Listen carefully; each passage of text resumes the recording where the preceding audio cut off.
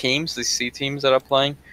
So it'll be pretty interesting. We do see a Spirit Breaker being picked up in the first phase, which is not very common, but coming from Happyfeet, pretty standard openers, Night Stalker and Necro. I think these are pretty much the tier 1 heroes as well, to be honest. They're probably one of the best position 4 heroes, the Night Stalker, and Necro just a very contested pick normally. For sure, and I'm just excited to see from the first pick Puck alone, because I think, do you remember at the C how we talked about saying how pretty much any Filipino player, if you want to be recognized as a Filipino player, you have to be a good Puck player. Yeah, yep, that's right. And I mean, you also remember you want to be recognized as the Filipinos. I think we casted that game where I think it was Bimbo playing. Was it Bimbo? Was it RR? Bimbo was right. He was playing on the puck and he absolutely destroyed that lane. Like, but then again, this hero can always go mid. I mean, we see Gabby. You guys already know the highlights, the OD Pixel clip. That's the one where Gabby, and combine that with a Spirit Breaker, things are gonna get very chaotic. And this is, these are just some of the picks which I like to see in Filipino Dota, because I find that these guys, I find their culture is like their Dota culture really aggressive. It's really entertaining to watch as well. Yeah, and I think as well the main factor why the Filipino teams prioritize puck so much is the fact that they can play it in most lanes, middle and off lane especially, and they're all specialized in playing puck. In previous, even in Warcraft 3 Dota, they used to play puck already at that point. So they have a lot of experience with this hero, they really know it inside out, so why not pick something that they're very comfortable on, and it's a great hero in general as well. Dire's turn to pick. Alright, so there we go. Bloodseeker comes out as well. Okay, I don't know, I see Bloodseeker after Spirit Breaker, the first thing which comes to my mind is Ruptured Charge. Like, imagine if the Bloodseeker went Happyfeet, that is. Bloodseeker is quite nice against Night Stalker here. There isn't really a hero that's been picked out, like as into counter, especially with the Rupture. But it is pretty nifty against Night Stalker. The thing is, you don't really necessarily use the Rupture against Night Stalker in fights, unless it's like early into the game where you just want to really get a kill at the start. So generally Bloodseeker is picked into lineups that need to be mobile. Heroes like Troll, for example, is very vulnerable against Rupture since you need to actually move in and get hits off, but Bloodseeker's Rupture denies that. I just think that Rubik comes up. I just think that Rupture's overall spell is really good against melee cores, especially since, like, you want to keep his Fen in place, you want to keep a Lifestealer in place, and because it's pure damage, it's really good at just forcing a hero who's popped their ult to just stay there, be a good boy. And alright, Rubik comes in, so are they anticipating something like a Veno perhaps? But oh no, that's been taken out, because I see the Rubik pick, I think of Nullfield. First ban. Yeah, first ban. So yeah, I'm just surprised the Bloodseeker came out so early, despite the fact there isn't really a hero that is countering in a sense. And revealing the pick so early means that the enemy can pick heroes that can avoid playing around the Rupture. So as you can see, Rasta now being picked up. One of the reasons I guess they left they picked the Bloodseeker in the third phase is that they can pick the Rasta, which is a more greedier type support, and not get punished by potentially an aggro trial lane or whatnot. But regardless, Happyfeet, if they go for an aggro trial lane, they have to contest into a Spirit Breaker, which is not ideal. It's potentially one of the stronger level 1 position 5 or 4 hero currently.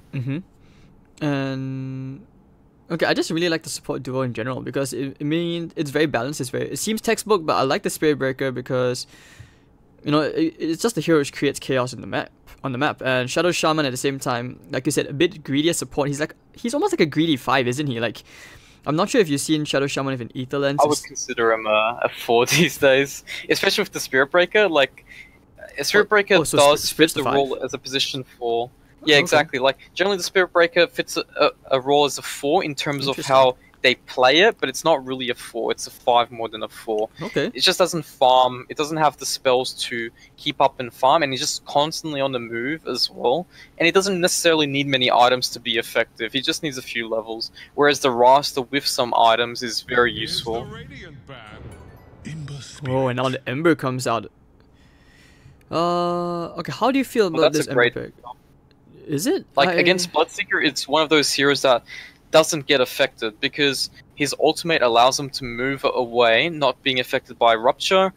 Searing Chains with his W combo as well can get into the fight or set up fights without even being targeted by the let's say the Rupture and the Spirit Breaker charge. Let's say the Spirit Breaker charge charges the Ember, he can just slide a fist and dodge it, he can ulti dodge it, but against the Puck and Rasta obviously is a little more difficult. It's a great overall pick playing around the SB and the Bloodseeker early game. I'm just concerned about who's going to be taking care of the Serpent Wards. Like, the Rubik and Necro, yeah, they're the ranged heroes, but they don't take care of the Serpent Wards quick, you know what I mean? So, in that time, I feel like the Serpent Wards could be a really big factor, not just in sieging as well, but even for team fights, which, you know, it's pretty much why you see, like, this hero has replaced Lion. But, yeah, I can see all the points you made, and I totally agree with it. So, what do you feel that Execration is lacking right now? Like, do they put this puck into the offlane? Do they give it to Bimbo? Or do you want to, like, pick something else for Bimbo? At this point, we should assume it's a Bloodseeker carry. The puck, obviously, as you said, it's either an offlane or middle here. I think at this point it would probably be an offlane puck. It's not too bad against the Necro Rubik lane already to begin with, because he can always avoid the Death Pulse, and at the same time he can trade hits against the Rubik easily. But that being said, they also have the Spirit Breaker to help him out at level 1 in the offlane, whereas the Bloodseeker carry can play on its own generally with the Rasta, since Bloodseeker is a very self-sustainable and strong carry hero on its own. So it should be a mid hero that they will pick, and potentially a hero that can siege from afar, some potential ranged hero, maybe, because right now they can't really siege towers aside from the Serpent Wards. But Happyfeet at the same time doesn't really have, like you said, an answer for the Serpent Wards, so it would be a little difficult to say what hero they want here. Okay, I feel like the Necro is going to the safe lane, and alright, Monk. Wow, okay, hold that thought. I could be completely wrong here. Necro could be actually going into the off lane, and the Visage. Visage mid? Is this a Visage mid? I hope so. Bimbo's playing. I really hope so. No, Bimbo's playing the Visage. This could be a. Oh wow, what? Yeah, I agree. What is happening? Their roles changed though. Unless have. they're swapping. They could swap as well. They could. So, okay, who are we missing? Is this Lumic on the off lane? Oh no, Lumic's playing on the Spirit Breaker, or on the Shadow Shaman. So, Gabby, Puck, Raging Potato on Visage, and James on the Bloodseeker. So, is Gabby playing off lane? Well, has Bimbo been playing middle ever since TI? Because I know in the very last game when they got eliminated at TI, James was playing offlane Clock, and Raging Potato, aka Bimbo, was playing the Shadow Fiend middle. So I'm not sure if they kept with the same roles since then, or they changed it up completely, which means Gabby would be in the offlane, James in the carry role, and Bimbo maybe middle. Not too sure. Could be that. Okay, now they're swapping the heroes around. So James is playing the puck mid, which makes more sense, but yeah, just wow. So maybe it's a carry. Maybe no. Actually, this doesn't still make that much sense. Yeah, this doesn't. Yeah, actually, no, that's right. It's puck offlane. Never mind. Yeah, so they would have but reverted James and kept the same roles. I thought James played. No, they changed it. They changed it at the very last game when they lost at TI. They put Bimbo on middle and James in the offlane. So maybe they've kept the same roles ever since then. I think that makes a lot of sense, though. Okay, but it's a bit weird putting James on offlane, I felt. I'm gonna have to take your word for it, but this is really because I remember you said that James is usually the one who plays in the carry or the mid, but I think they just figured this is what works out, because you know James is a really aggressive player. I remember you talking about his Tinker, like most players wouldn't make a move. He did, but he dived him all the way, like from what I remember they dived him here all the way inside there, and you're saying that he makes the plays which no one dares to make. You remember that Tinker play, right? Like, and he had no vision. He just went for the kill. He was bloodthirsty. Yeah, it looks like it is a Visage middle here. He's got the mid items, the null, the double tango pull from his support, and James has got the offlane. Does this make you happy to see a Visage core? No. I mean, I really like Visage mid. I think it's so strong right now. But I don't like putting James on the offlane here. It looks like he's going to be playing in the safe lane though. Yeah, he's going to go to the safe lane, but I'm not too sure if he's actually going to be playing as the position 3 or the position 2 at this point. It just feels I do like the draft, however. I do, and it just kind of feels like they're just trying to shake things up with the lanes because, then again, because these Filipino teams, they know each other really, really well. So once in a while they do this, which is, let's just call it like the exclusive Filipino treatment. I mean, it kind of is to a certain extent because right now the lanes are so versatile that I don't see this being played against other C teams, but it's just only in a Filipino standoff between these two teams. Especially, I mean, Jules, he played on Mineski with these guys. Jesse Vash was kind of their coach for a while. These guys all know each other extremely well. Yep. Alright, so let's go. So it looks like it's going to be an MK position. Position 1? Well, it's a carry MK, right? But they just swapped their lanes here. Okay, and then we've got the Necro playing safe lane solo. It makes sense. And we got a smoke play here, level 1, to try and solo kill this Ember Spirit in the middle lane. Yash. Alright, there goes the Shackle. Do they have enough soul damage? Assumption.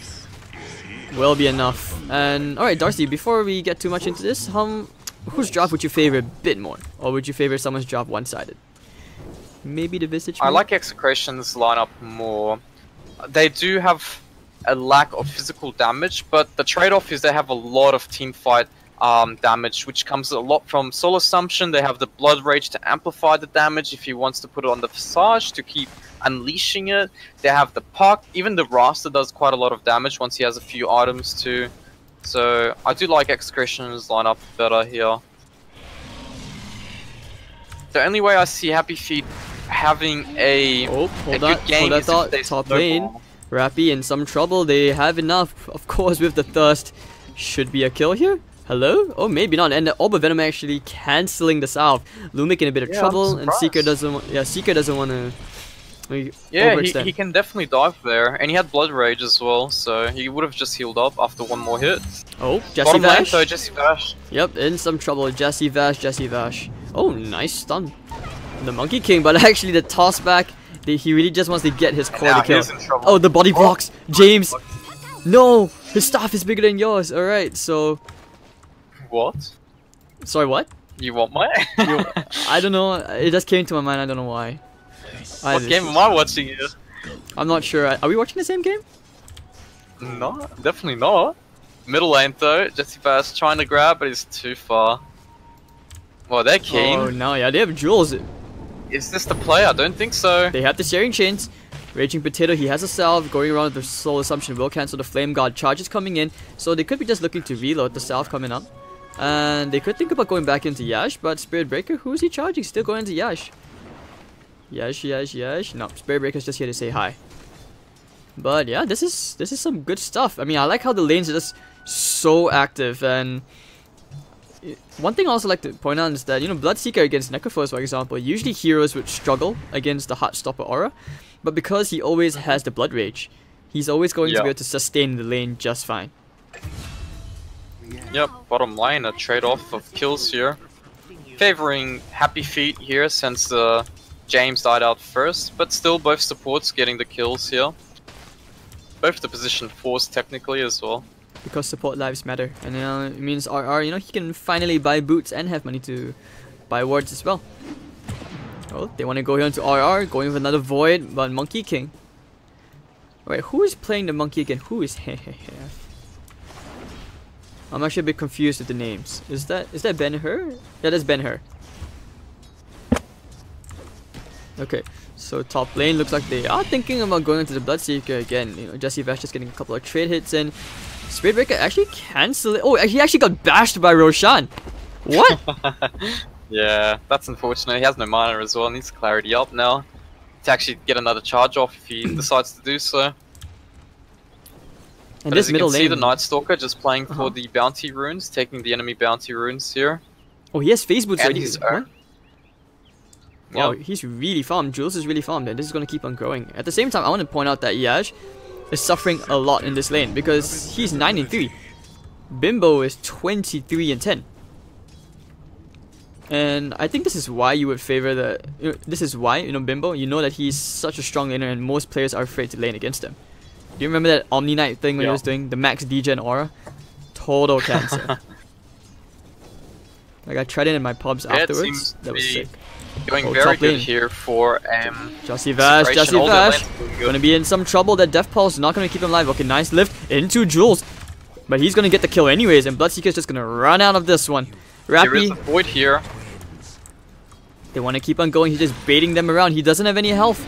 Charge, trying to go into Jules. Bloodseeker's still alive.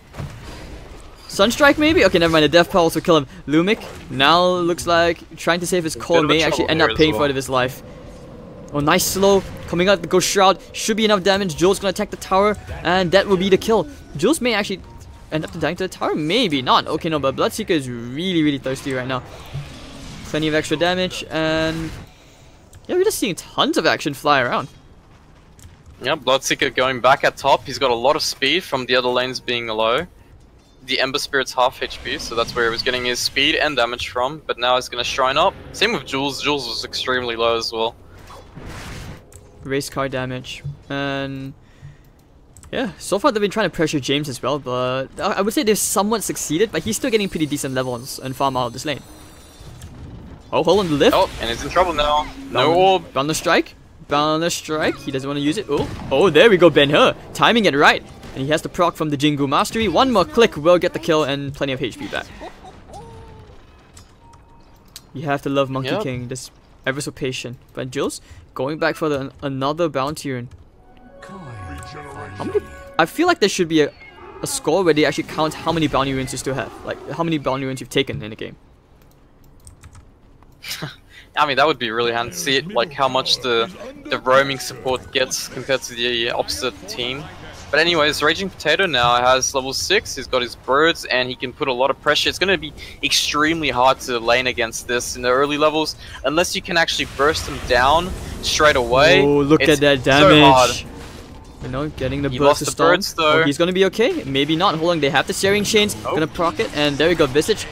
Probably should be dying here. The birds are actually doing quite a fair bit of damage to Jesse Vash, but no one's dying One just of them yet. might die. Nope. Yep, but 3 At least heroes. the birds are alive here. And Jules. Actually. Well, he's really fat. Top lane here. Yep, they want to go here onto Rappy. They don't have a Rupture yet. He's in trouble now. The Void, the Death Pulse. I bet you wish you had a Reaper Scythe. Oh, will be enough damage. Jules. J-God. Alright, so at the same time, you know, Puck's still gonna get at level 6 quite soon. Monkey King already has a huge edge. I feel very afraid because I'm looking forward to seeing some big Monkey King plays. I'm just a little worried about this mid lane here. I mean, they have the heroes to burst down the Visage if they commit, let's say, 3 heroes, Night Stalker, Rubik plus the Ember Spirit, but they can't leave the Visage here untouched. The birds are just doing too much damage, and here we go. With the Soul Assumption. One more hit. There we go. They have the stuns. They can... Alright, going in for it. They do have the stuns of the birds here to reset the fight. And they will just back off. Alright, so not too much being lost. I'm gonna say this is fun. I mean, we have 11 kills on the board, 8 minutes in. Monkey King is looking really big. He actually chose to go for the treads instead of the face boots this game. I mean, generally, you usually see Monkey Kings go for the face boots, then with the extra damage, extra speed. James has to be careful. This Boundless Strike at level 3 is no joke. Yeah, it's mainly because there's so much burst damage coming from Execration's lineup. There's Soul Assumption, there's obviously their speed constantly charging you into fights, so you need to kind of tank up a little bit. He's got the Raindrop plus the treads and the Magic Stick as well, so his effective HP is very high here. Yash has had a horrible start because he's 23-3, he hasn't even got a bottle yet. He actually went back into a talent, and he's only going to get his bottle like now, 8 minutes and a half in. That's really sad timing for a mid laner. So... yeah, he's been forced to get a talent to jungle because he can't lane into the Visage birds. And Raging Potato's going to be really tanky. A Cloak coming up. Is this going to be like a Hood of Defiance just to help him out against the Ember and the Necro? Yeah, they could go for it. Hold that thought. Bottom lane, Ben-Hur in some trouble, has a Boundless Strike, they get a bash. Gonna juke it, orbing forward. Oh, they actually get the Hex up, so he will not get that ult. But Ben-Hur could actually think about turning back in. Now he's gonna pop the ult, but no, the Shackle actually will be cancelled by the Void. And actually he's gonna get out, but it looks like RR will die to Jules. Jules is angry, Batman is angry. You don't mess with someone in the night like that. Especially during the Ghost Month. And now the Reaper Scythe as well, Lumic will die. And James Oh, he's gonna just TP out straight away. Very good rotation and Happyfeet. Is this the same Happyfeet we saw like before TI? I think, yeah, it's most of them, I think. But they're looking really solid right now. I'm not kidding, they're looking really good. So, there we go, and get some chip damage onto the tier 1 tower. Haven't seen Bloodseeker get active yet with the Rupture. Ember Spirit's just happy to jungle. They do have the kill advantage, but the CS difference is quite major here. The Bloodseeker and the Visage both having 60 plus CS at 10-minute mark, where the next highest is the 40 mark from Necro and the MK, so it's quite a big gap. Not only that, but the Ember CS comes normally from the jungle creeps, since he's been forced to leave the lane against the Visage, which means his XP would be quite bad in that scenario. So now, Ben-Hur and Jesse Vash, they will smoke up, looking to get active, find some kills perhaps on the Visage, or maybe even the Spirit Breaker if he happens to walk their way. But I don't think they have enough damage to kill the Spirit Breaker. Now they want to go into Raging Potato with that Arcane Rune. Oh, they're gonna pop it. And Raging Potato, is he dead? Boundless Strike, do they have the lift? Using all the remnants, but not gonna be enough. Actually, no, he still has one more. He's going for Raging Potato. He really wants to kill Sleight of Fist, will secure him to kill. Maybe try to go to Lumic, the Hex up, around to the tower and the Monkey King. But he has a Jingle Mastery proc, so he's gonna actually be fine. Blood Right coming out, might even land to 2 heroes, and that's gonna be sick damage. 1 down, make it 2. So it's gonna be a 3-for-2 trade, and alright, sick stuff. And once again, somehow, Happyfeet is coming out on top. Yep. These fights are favoring them. They are using numbers normally for it, but they're normally the first ones to engage in battle, so they tend to get the first kill before the rotations come by. And Happyfeet also taking the bottom tower at the same time, which is very big for them, since they don't have an actual real sieger from their lineup. Most of their heroes don't siege fast, and they're not very flexible in terms of sieging. If one of them shows, they can just kind of burst them down with the Visage, their speed, the Puck, the Rupture. So them getting early towers here is a big factor. It means they can get into the enemy jungle, get some deep wards, see enemy rotations, and especially when it becomes nighttime, it'll be a lot easier to play than it is for Execration here. Execration just really needs to start fighting in their terms, where they can bring numbers, get a kill, push towers with Serpent Wards or the Visage familiars. But that hasn't been happening because Happyfeet is the one setting the pace of the game currently. It's all about asserting dominance in this game, and still, you know, James building his way towards that Veiled Discord. That's probably going to help them out a bit more, encourage them to get to starting these fights, like you said. And okay, but how would you itemize on this carry Monkey King, by the way? I'm just curious, because we rarely see this. I think maybe it pops you go for like that Echo Saber Deso. Sometimes you see the Shadow Blade come up. But no, so far Ben-Hur hasn't shown anything. He's just going for an Aquila. I mean, it's a tough choice here. He kind of just needs to tank up a little bit against this kind of lineup. He will do damage regardless. I think Echo Saber is still okay, but the thing is he doesn't have that head start that normally MKs have when they are currently picked. So we might not see it this game. Bottom lane, they want to go into Jesse Vash. That's a sick amount of damage. James is still there. Jules. Alright, the coil gonna be used with the Reaper side. Will it be enough? Oh, actually, no. The Hooded Defiant Spell Shield is actually gonna save him. Serpent Wards over the backline. Boundless Strike going on to the Spirit Breaker right now. He's gonna be caught inside a Rupture. Who's it used on, actually? Monkey King? I'm not even sure, but that's a 1-for-1 trade. Serpent was doing quite a fair bit of damage. Do they ult forward? And Yash actually in some trouble. The Soul Assumption actually will get the kill. And now they're gonna try and kill the birds off. But Raging Potato, this guy is just too tanky. You don't want to mess with that guy. And now coming in with the leap. A little bit of miss over the back line, and actually will kill the Necrophos. Boundless Strike onto 2 heroes. They need to kill them off here, right now. But actually going to Ben-Hur. They might even just get the kill instead. That's gonna be 4 heroes down. Can they get the team wipe? Jules is back into the party. He's gonna TP right in. He wants to get the kill. He's gonna find James. But looks like the bird has vision on Jesse Vash. Can he try to kill him off here? No mana. Oh, they can kill him off in here. Jules. Remnant back in, and it looks like they will find his pesky Visage and finally kill him off after what seems like pretty much the whole game. And alright, how many kills was that? No. Was that like what, 4 for 5? Yeah, I lost count. Yeah, something like that. Oh, that was a 4 for 4 trade. On top of that. 'That was a 4 for 4 trade. That was some really aggressive Dota happening right there. Yeah, I felt Execration actually was leading that fight at the start, but then they just overcommitted past the tier 1 tower, and return kills came when the Night Stalker and Ember TP'd back in after they revived, so a little too aggressive from Execration after that head start in that fight. And the thing is, they also didn't get any towers there with that, and they lost the Visage Familiars on top of that too, so not the fight they wanted, that's for sure. And now it looks like Ember picked up a Boots of Travel here, so he can split the lanes out and come to the fights without actually being there from the start. And he's actually looking to go into some just basic stat items first. He did quick middle lane here. So, do they want to go for a kill here? Actually, no, this is going to get some chip damage onto the tower. The charge is coming in, they put down the Serpent wards, and he's actually going to cancel the charge. Just taking care of the wards. They're actually going to feed some gold away. The Monkey King can take care of those quite easily. Yeah, this is a little odd. Over the back line, getting a Hex onto Jules. Can they kill him off here using the coil and the shackle? They push him away, and all that's a big Monkey King ult.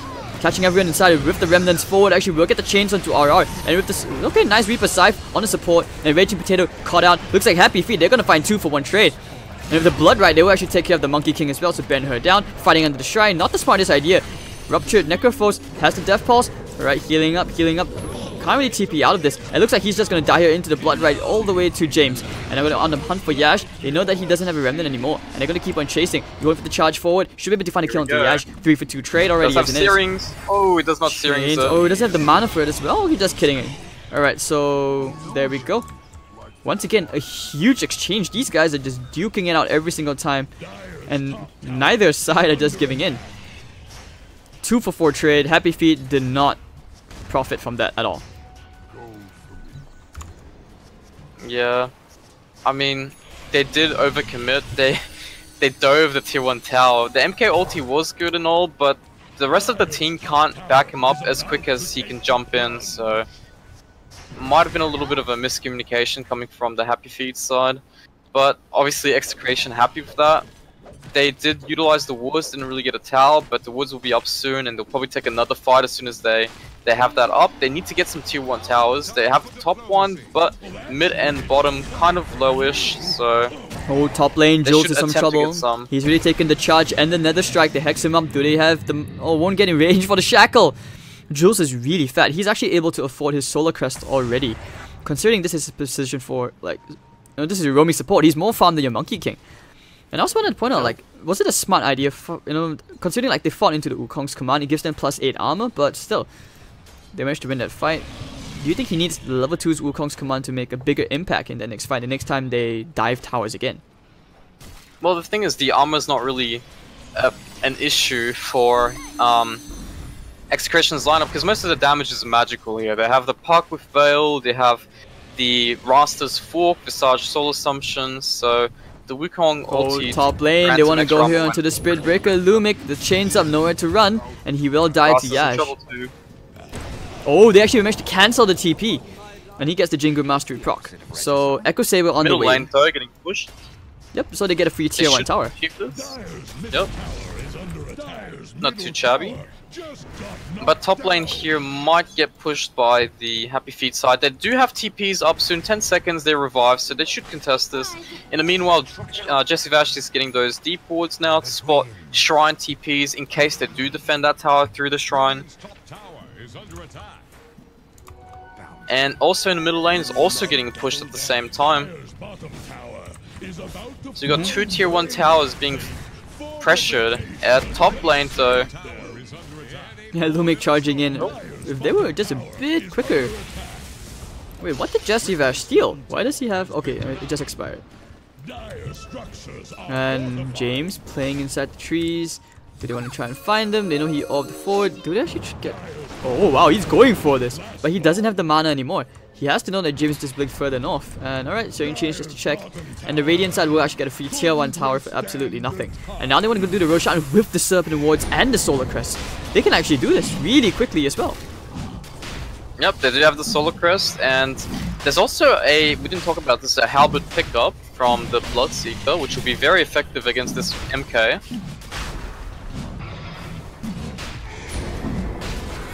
So out of curiosity, if you disarm the Monkey King and he uses his ult, do you still take damage? From the ulti itself, yeah, you should. It won't, I don't think, stop him from attacking with his ulti, I don't think. Although all the other item effects also go with it. But I really doubt that you can stop MK's ulti with the halberd before he actually triggers it. Because if you could, that'd be actually like an even bigger reason to get the halberd. Yeah, that's for sure. That's a game changer right there.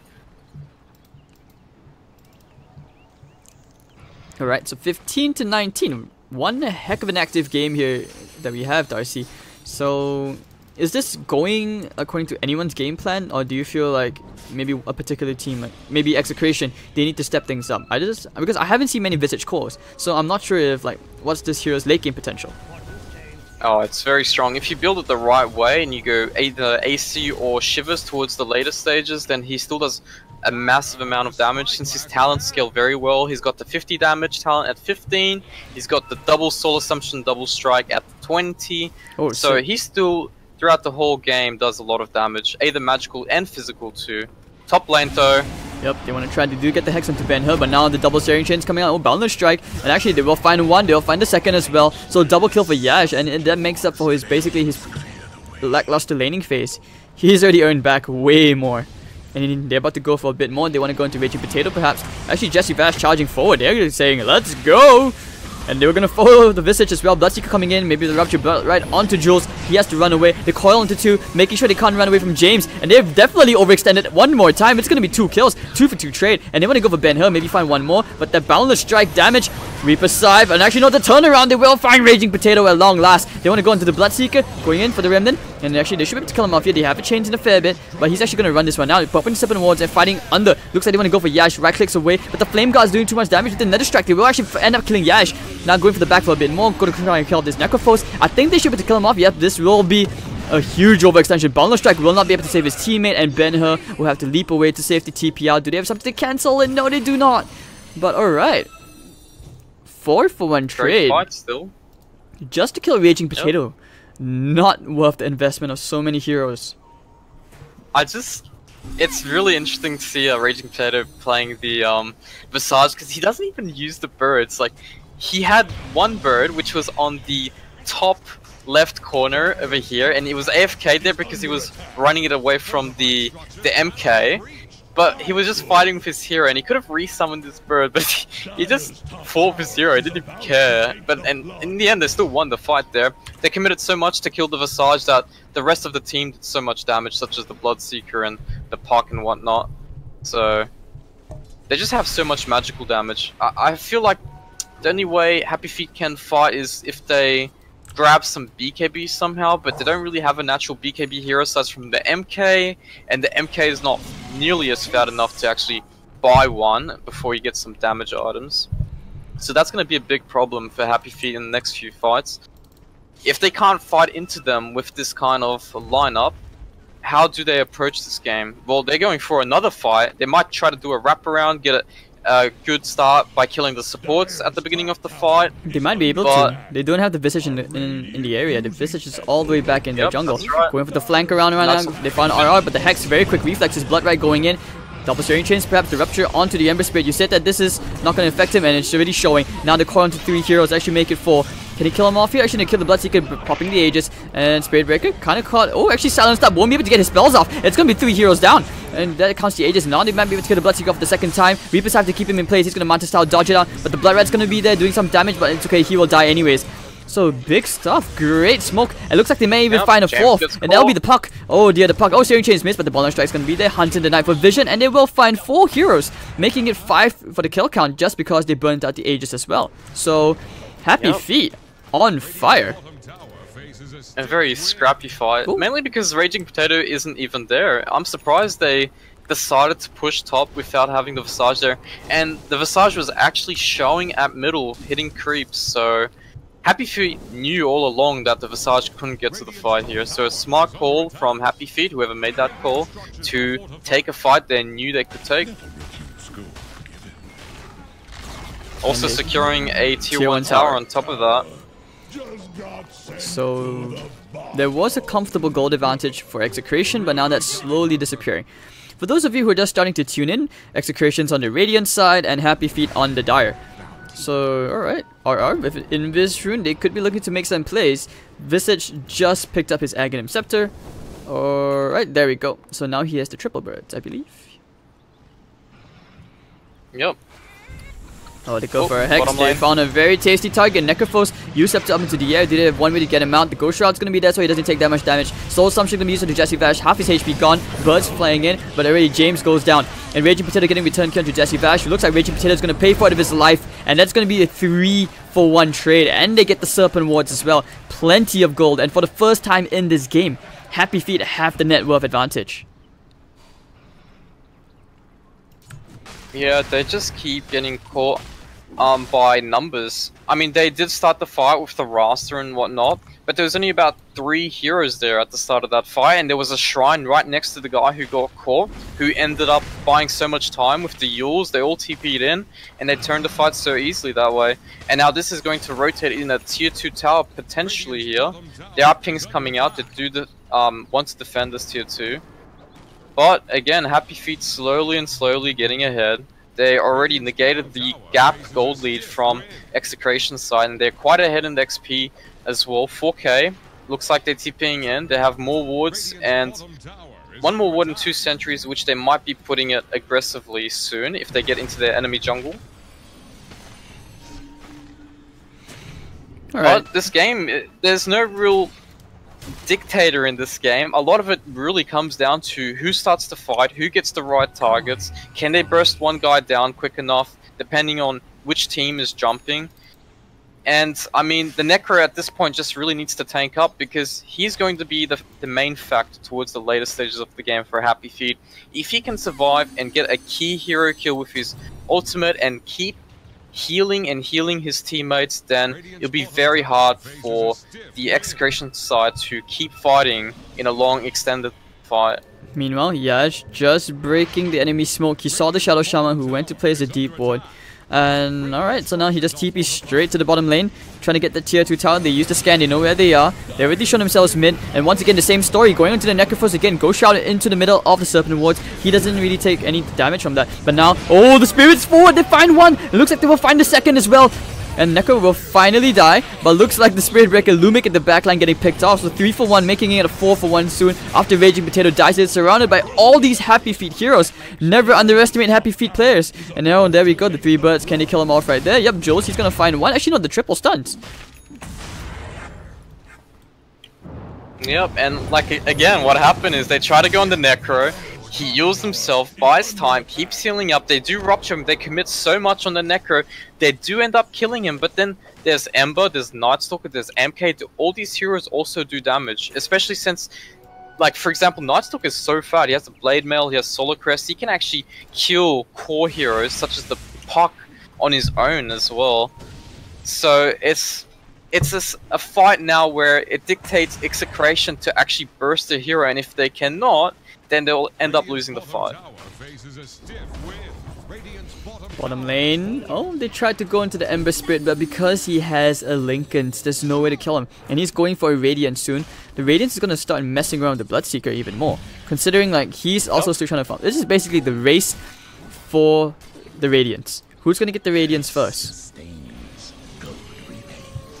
And as you said, Shadowblade picked up as well. They have the Shadowblade, the Echo Saber, your typical MK items. He's not too far off Deso as well, which will be crazy amount of damage as well in the next fight when he has it. And at the same time, we see an Aghanims being built up from the Nightstalker. Is only 2 pieces away. And I think in general, just Happyfeet are starting to get all the items they require to win in the mid-game fights, especially for the fights around Roshan, since they can utilize the Wukong's commands to get that positioning advantage there. And Ben-Hur is gonna build his way into a Deso. He's actually decently close, 700 about, yeah, just about like 1,000 gold more. And okay, at the same time, Bloodseeker still, he's quite close to his Radiance in his own way. He's 1,000 gold away to the Relic. Could be the next big item to try and turn things around. Oh, hold on, the birds. And birds, all 3 of them died. Oh snap! That's a lot of gold. And is it even up? No, it's off cooldowns. Sorry, it's on cooldown. Yeah, well, now he's just a little sack Visage. he doesn't really do too much now. But middle lane, they want to try and kill Yash using the coil as well. But Yash, popping the Hex. Ooh, nice job to pop the Lincolns with the charge. And another strike, he will actually end up going down. So really nice teamwork coming out here from Execration, showing that, hey, you can't just split push the lane freely. Yep. Need to respect. They do have a lot of catch here. They do have Spirit Break, they have Puck, they have the Rust. All these heroes can start the fight on Ember. Obviously he has the Lincolns, but you can never be too careful here. And now Roshan now.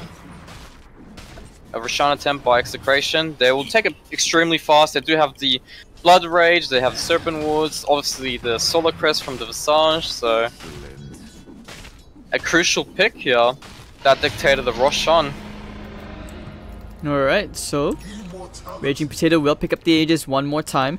Pipe, Solar Crest, Aghanim. What's his next item? Boots of Travel, making him just a bit more mobile. Across the map, and I'm waiting to see this Monkey King get more involved.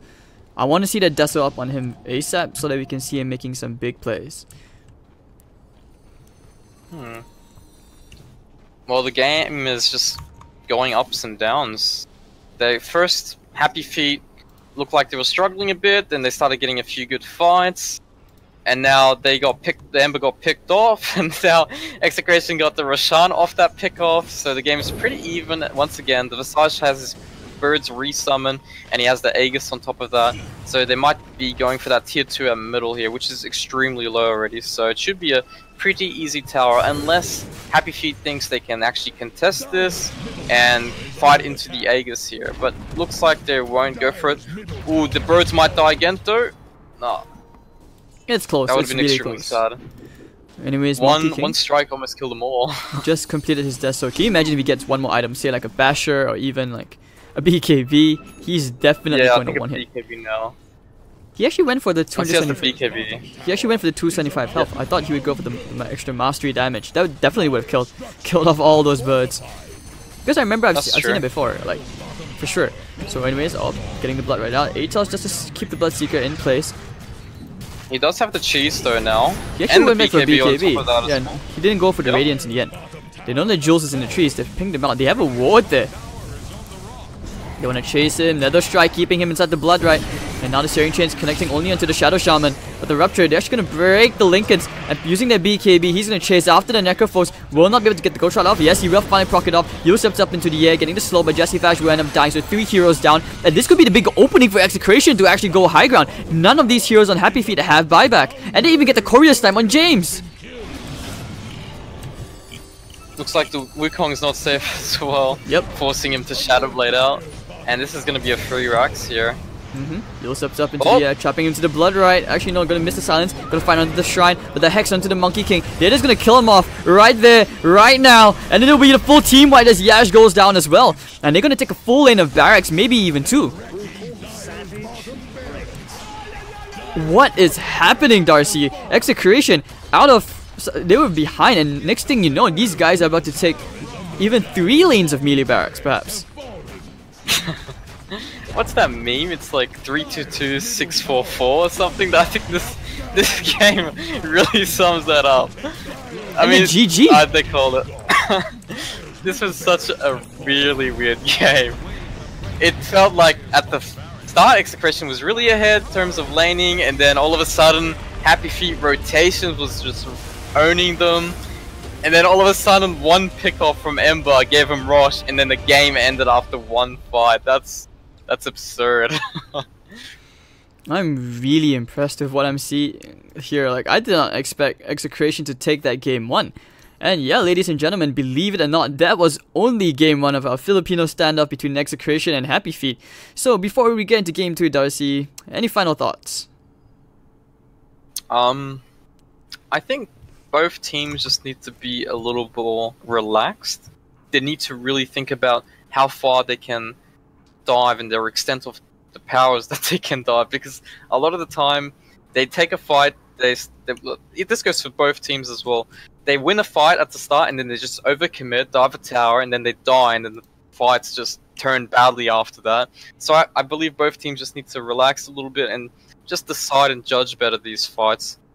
and we should be seeing a more stable game next. I believe. I'm not, obviously I don't know for sure, but this wasn't stable enough for you, dude. More. I mean, you can't complain, dude. That was a really entertaining game to cast. It was definitely an entertaining game, no doubt about it. But there's just too many mistakes from both teams that decided, even if someone was ahead, it didn't decide the game. They couldn't escalate and just play it slowly. They just kind of kept fighting. Obviously, as casters in an outside point of view, it was very cool to see, but it's just not really a game I really enjoyed personally. No problem. But okay, Darcy, hopefully we see something a bit more stable, something more to your liking in Game 2. This is only Game 1 of our beloved Filipino standoff here. So, ladies and gentlemen, my name is Hades. This is Godot. You can find us at hades.tv and go.au. We'll see you guys with Game 2 shortly. Don't go anywhere.